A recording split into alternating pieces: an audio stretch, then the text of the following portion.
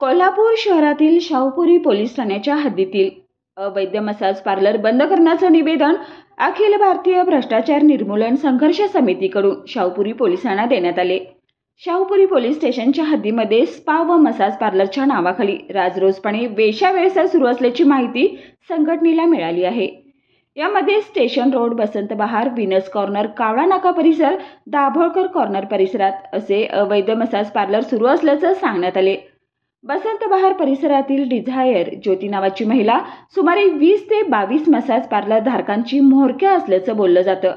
अशा कृत्यामुळे आजूबाजूला ये-जा करणाऱ्या महिलांना लज्जा उत्पन्न होऊन नाहक त्रास होताना दिसत आहे। त्यामुळे अशा प्रकारच्या व्यवसायाला पाठीशी घालणारे या यंत्रणेतील कोण व्यक्ती आहे तिचा शोध घेणे गरजेचं आहे। त्यामुळे गजबजलेल्या शाहूपुरी हद्दीमध्ये लोटस दाखवून नमस्ते करून जीवन नॅचरल करत असलेल्या मसाज पार्लर स्पावर शाहूपुरी पोलीस कारवाई करणार का हे पाहणं महत्त्वाचं ठरेल। अन्यथा संघटनेकडून थेट संबंधित मसाज पार्लरच्या ठिकाणी आंदोलन केलं जाणार असल्याचं सांगण्यात आलं आहे।